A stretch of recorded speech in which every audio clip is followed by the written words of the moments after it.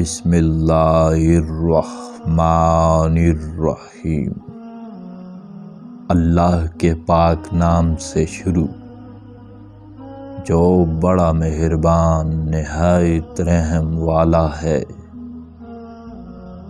حضرت امام علی علیہ السلام کا فرمان عالی شان ہے کہ جو شخص اپنی تکلیف کو ایسے شخص کے پاس بیان کرتا ہے جو اس پر مہربان نہ ہو، وہ عقل مند نہیں کہلاتا۔ سب سے زیادہ عقل مند وہ شخص ہے جو اپنے عیب تو دیکھ لے اور دوسروں کے عیب دیکھنے سے اندھا ہو۔ عقل مند وہ ہے جو اپنا ایک سانس بھی غیر مفید کام میں ضائع نہ کرے۔ جب انسان کی عقل کامل ہو جاتی ہے تو تقدیر الہی کے ساتھ اس کا ایمان قوی ہو جاتا ہے اور وہ حوادث سے دنیا کو ہیچ سمجھتا ہے۔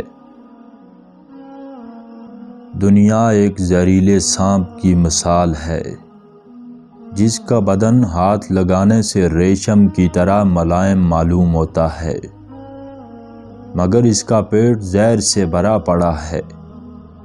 بے عقل اور نادان لوگ اس پر فریفتہ اور دل دادہ ہیں اور عقل مند اس سے پرہیز کرتے ہیں۔ عقل مند وہ شخص ہے جس کی عقل اسے بری عادات و اطوار سے روک دے۔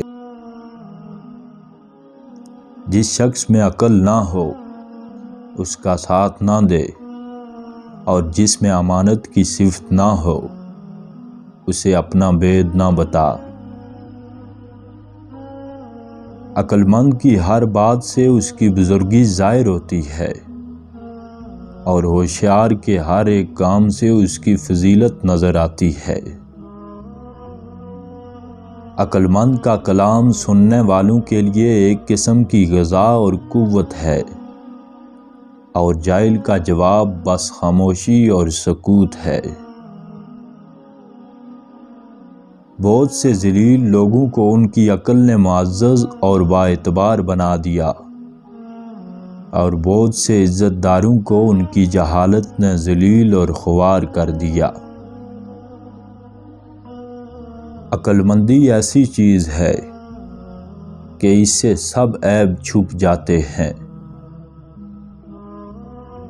مجھے یہ بات اصلی معلوم ہوتی ہے کہ آدمی کی عقل اس کی زبان سے افضل اور بہتر ہے۔ جس نے تجھے ذلیل سمجھا ہے، اگر تجھے عقل ہو تو اس نے بے شک تجھے فائدہ پہنچایا ہے۔ آدمی کی یہ بڑی عقل مندی ہے کہ اپنی نفسانی خواہشوں پر غالب آ جائے اور اپنی عقل کو قابو میں رکھے۔ وہ عقل جس سے تو ہدایت اور گمراہی میں تمیز کر سکے نہایت کامل اور کافی ہے۔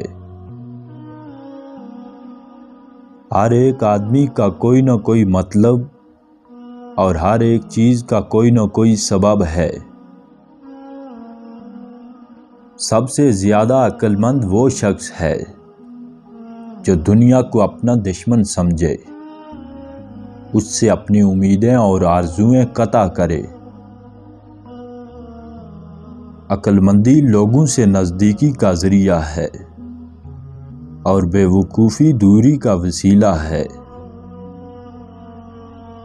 عقل مند وہ ہے جو اپنے کاروبار اللہ تعالیٰ کے سپرد کرے اور احتیاط اور ہوشیاری کو اپنے ہاتھ سے نہ جانے دے۔ عقل مند اپنے آپ کو پست کرتا ہے تو اسے بلندی حاصل ہوتی ہے، اور نادان اپنے آپ کو بڑھاتا ہے تو اسے ذلت پہنچتی ہے۔